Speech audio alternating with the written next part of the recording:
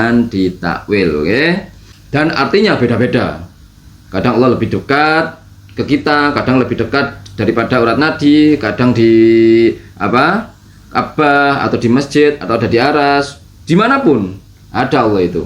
Assalamualaikum warahmatullahi wabarakatuh. Halo teman-teman, ketemu lagi dengan Doa Bang Deso ya di channel Mr. Coach. Yuk mari kita ngobrol di channel ini. Yuk mari kita siapkan kopinya yang kental, ngolah pikir dengan share serius tapi santai. Akhirnya Allah menciptakan Adam dari segumpal tanah. Ya, terciptalah Adam, lalu diciptakan Hawa dari tulang rusuknya. Jadi di situ Adam dan Hawa, manusia pertama, diciptakan oleh Allah Subhanahu wa taala.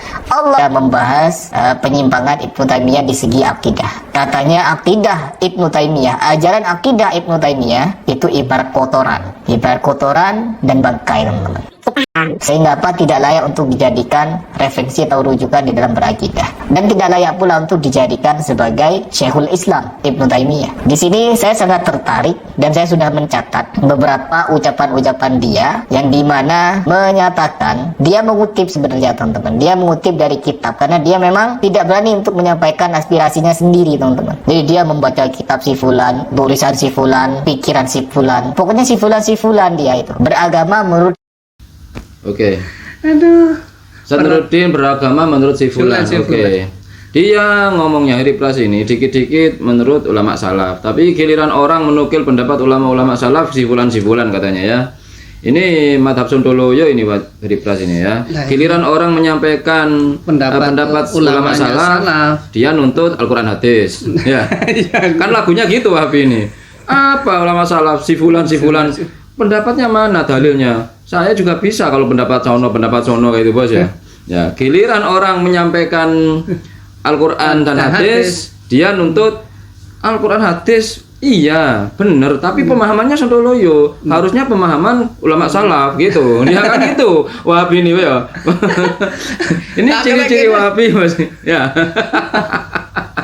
Jadi sebenarnya madhab mereka itu madhab peta umpet, teman-teman ya. Ya, ketemu di sini dia sembunyi di sana, ya bos ya. Dikejar ke sana dia jumbul di sini. Nah, itu madhab mereka. Giliran orang nyampein Quran hadis, yang penting pemahamannya, bukan hafalannya. Gitu. Pemahamannya harus sesuai sahabat dan salafus soleh ya. Giliran orang nyampein pendapat sahabat dan salafus soleh, dia apa pendapat si fulan. Beragama kok pendapatnya si fulan. Saya juga bisa kalau pendapat si fulan. Beragama itu landasannya Al-Quran dan As-Sunnah. Nah, gitu nanti itu mereka itu ya, mata peta umpet ini Sontoloyo ini, teman-teman ya. Oke, di sini dia yang dibela Ibnu Taimiyah. Ibnu Taimiyah bukan ulama salaf. Ini lebih aneh lagi ya. Iya, Pak ya. Aduh, Ibnu Taimiyah bukan ulama salaf. Yang tapi dibela sama dia. Sadruddin nyampein pendapat ulama salaf. Si fulan enggak boleh, harus Al-Qur'an Sunnah gitu. Kayaknya yang Sontoloyo siapa ini? Sebenarnya yang lebih betul, yang paling tepat itu ya, yang paling tepat adalah pendapat ulama Wahabi yang di Saudi sana. Bahwasanya Ibnu Taimiyah enggak pernah salah, itu baru betul itu. Al-Wahabi Abdul Aziz An-Nabi sallallahu alaihi wasallam yukhti bainama Ibnu Taimiyah wa Muhammad bin Abdul Wahhab la yukhti'ani. Nabi pernah salah. Tapi kalau Ibnu Taimiyah dan Muhammad ibn Abdul Wahhab tidak pernah salah. La yukhti. Ana عندما أقول أن النبي صلى الله عليه وآله وسلم معصوم، نعم النبي صلى الله عليه وسلم معصوم حكما مطلقا فيما يبلغه عن الله عز وجل. أما في بقية الأمور فالرسول يخطئ ويحصل منه النسيان، يحصل منه الخطأ، إنما أنا بشر مثلكم يوحى إلي. جزاك الله خير. Itu yang betul itu, nggak pernah salah. Kemudian Nabi aja pernah salah, tapi Ibnu Taimiyah nggak pernah salah. Itu yang betul, teman-teman ya. Kemudian لو كان نبيا بعد محمد والصحابة لكان ابن تيمية. ابن تيمية شيخ الإسلام. andai kan ada nabi, Ibnu Taimiyah inilah yang nabi ya. Itu betul, itu baru itu ya. Itu jangan malu-malu itu. Anda masih malu-malu, langsung saja bos ya, lantang gitu loh. Yang kayak teriak-teriak gitu loh. Anda teriak-teriak sampein bahwasanya Ibnu Taimiyah ini nabi. Jika ada nabi lagi, dan Ibnu Taimiyah tidak pernah salah gitu. Seharusnya kayak Ini masih malu-malu. Masih malu-malu, Masih KW kan ya. Masih KW, Kan Wahabi KW apa? KW5 katanya Ustaz siapa Dzulqarnain dia. Yang keras-keras seperti ini yang membuat masalah di orang lain. Dipikirnya semua salafi kayak gitu. Padahal ini salafi KW5. Yang kayak gitu model ya. Jelas ya? Ya, Wahabi KW5 ya kan. Entah datang dari mana tiba-tiba terdampar di Jakarta. Lalu berfatwa. Ya, padahal Eri Pras ini mengidolakan Dzulqarnain ya, tapi Dzulqarnain ngomong gitu. Entah datangnya dari mana tiba-tiba terdampar di Jakarta lalu berfatwa. Wahabi KW5 ini ya, gitu. Oke. Akidah sebagaimana yang disampaikan Ustaz Nuruddin Ibnu Taimiyah ada juga yang benar. Ini sebenarnya fair sudah Ustaz Nuruddin ini. Pendapat Ibnu Taimiyah ada benar, ada yang mutiara, ada yang kotoran juga gitu, Bos. Yang kotoran ya yang mengartikan istawa ini Ibnu Taimiyah kan mengartikan istaqarra. Nah, ini kan berbahaya, istaqarra menetap. Menetap, berarti yang menetap ya makhluk. Nah, berarti kan makhluk gitu. Makanya Albani sendiri bertentangan dengan pendapatnya Ibnu Taimiyah. Albani nggak setuju. Gitu loh, nggak setuju. Kok bisa istaqarra? Bahkan julus. Katanya Ibnu Taimiyah kan gitu, julus artinya. Makanya Ustaz Nuruddin mengartikan duduk itu berdasarkan perkataan Ibnu Taimiyah yang meyakini bahwa istawa alal arsy itu ibarat duduk sudah gitu, Bos. Tapi bukan kayak duduknya makhluk gitu ya, tapi kalimatnya duduk gitu. Kemudian ditentang oleh Albani sendiri. Lawang kita kan nggak boleh mendakwil tuh ya. Kita kan nggak boleh mendakwil. Jika Anda mengartikan istaqarra dengan duduk di atas aras, lalu bagaimana yang Allah turun ke bumi? Ke langit bumi, nah, berarti kan nggak menetap. Nah, itu dibantah ya kan. Jadi jika kalian tidak mentakwil, saya setuju, jangan mentakwil dengan sifat-sifat Allah, oke? Allah menjelaskan sifat-sifatnya, jangan ditakwil. Saya setuju, oke? Kenapa kak saya setuju?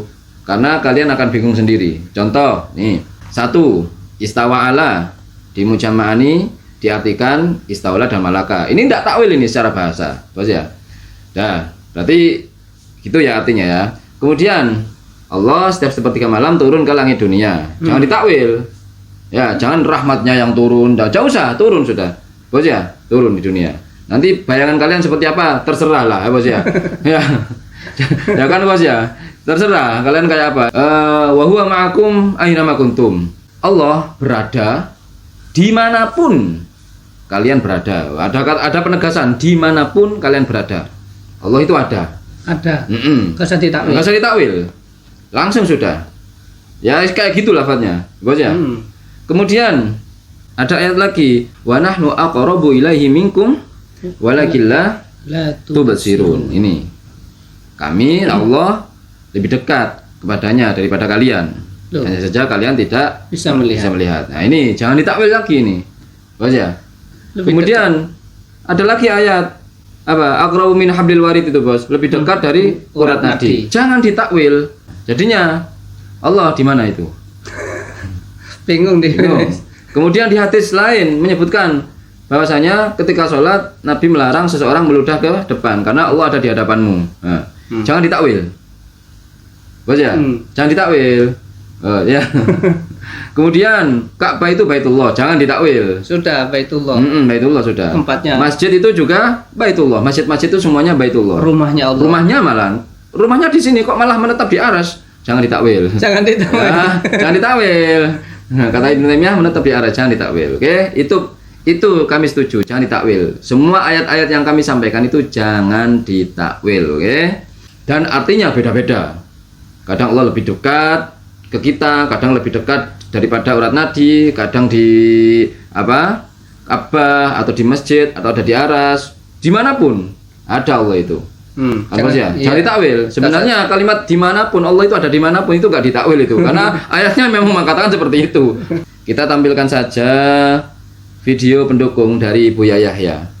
Ini Buya Yahya ini mendukung pendapatnya Ustaz Nuruddin mengenai Ibnu Taimiyah, walaupun dalam hal yang berbeda.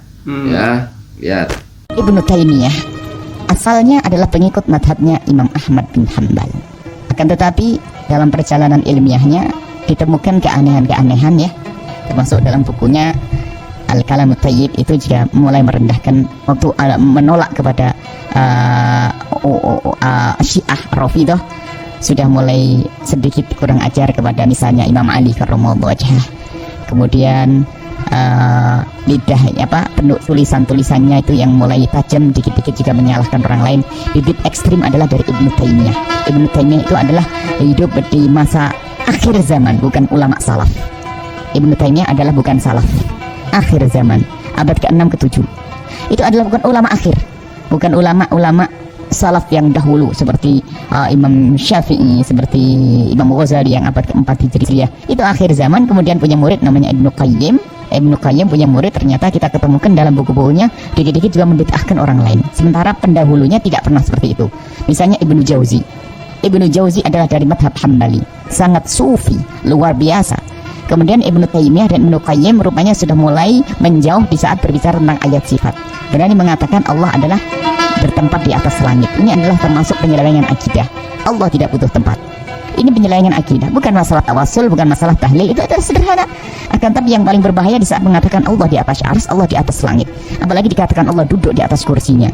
Masya Allah, musibah. Ini adalah akidah-akidah yang sesat dan menyesatkan. Maka sebetulnya ini adalah bibit-bibit ekstrim juga dari itu. Sedikit mengatakan sesat tapi lupa dirinya sesat. Ini perlu pembahasan khusus suatu ketika. Kita akan bahas bagaimana akidah salafun saleh tentang ayat sifat, dan bagaimana akidahnya ahli bid'ah yang sok mengatakan mereka adalah ahli sunnah dengan ayat-ayat sifat. Ini pembahasan yang panjang lebar dan tidak cukup hanya dalam menit-menit sedikit, tapi perlu kita waktu yang panjang. Itu perlu dibahas karena akidah kita zaman ini bukan masalah tarikhul akidah, wujud kidam bako, ya itu tarikhul akidah, artinya kita baca selesai. Tapi masalah mukhalafah lil hawadits, laisa kamitsli syai', ayat sifat itu harus dibahas dengan detail. Karena apa? Perbedaan ahli sunnah wal jamaah yang sesungguhnya dengan ahli sunnah palsu di sini.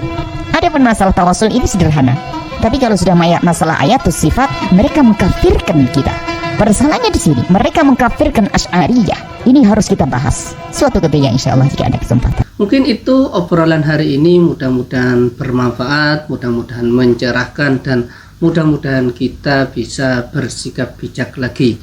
Yang baik-baik semuanya datang dari Allah, yang jelek-jelek datang dari kami. Mohon maaf. Wa akhirul kalam. Assalamualaikum warahmatullahi wabarakatuh.